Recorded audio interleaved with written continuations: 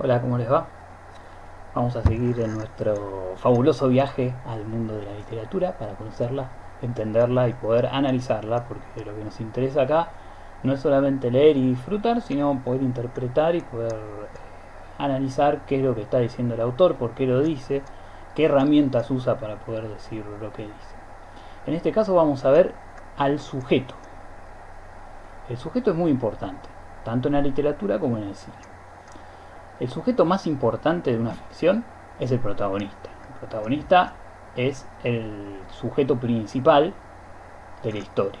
Es el que sucede en la mayoría de las cosas, el que interviene en la mayoría de los casos y el que tiene, digamos, un papel o el papel más importante en la historia.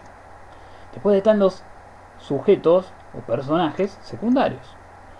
Los personajes secundarios también tienen un papel en la historia, pero es un papel menor respecto del protagonista.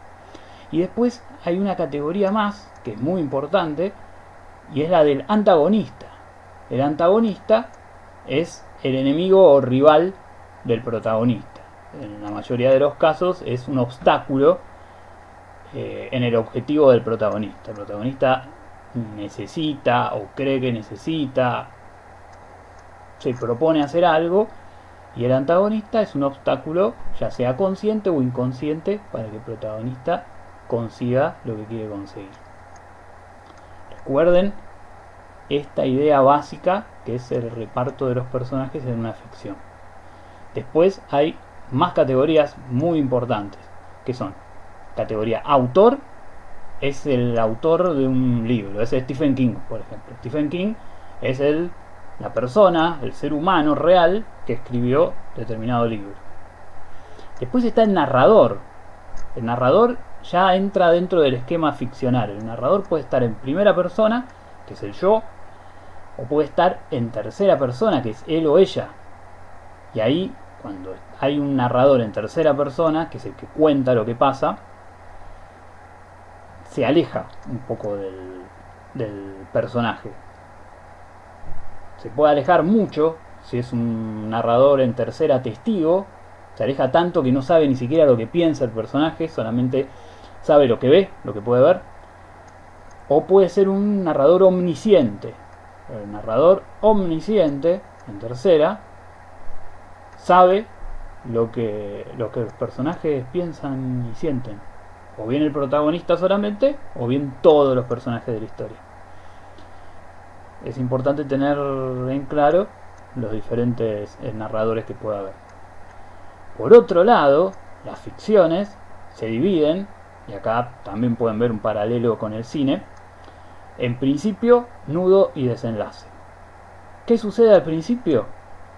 Se presentan a los personajes, se llaman de tal manera, viven su vida cotidiana de tal manera, hasta que acá es muy importante lo que sucede, porque le da la salsa, lo rico, los ravioles a la boloñesa de la historia, que es el nudo, el conflicto.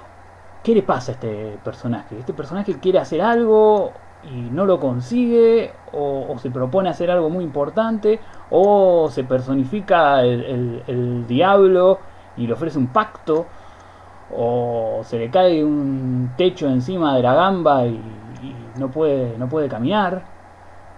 Una serie de eventos o un evento que se transforma en el conflicto, en la tensión de la historia. Nosotros nos tensionamos también como lectores. ¿Qué le va a pasar? ¿Va a poder resolver sus problemas? No sé, Romeo y Julieta, por ejemplo, dos adolescentes enamorados, en dos familias enemistadas a muerte. ¿Podrán dar rienda suelta a su amor? ¿O van a quedar decepcionados para siempre y van a tener que casarse con una persona que no aman? Bueno, ahí está la tensión de la historia. Y después está el desenlace, justamente esto que les digo. ¿Cómo va a terminar la historia? ¿Va a conseguirlo o no va a conseguir su objetivo el personaje, el protagonista? También hay una posibilidad, que es que el final quede abierto. Si el final queda abierto, bueno, los lectores le mandarán una carta queriendo matar al escritor, porque no les terminó la historia y se la tienen que imaginar.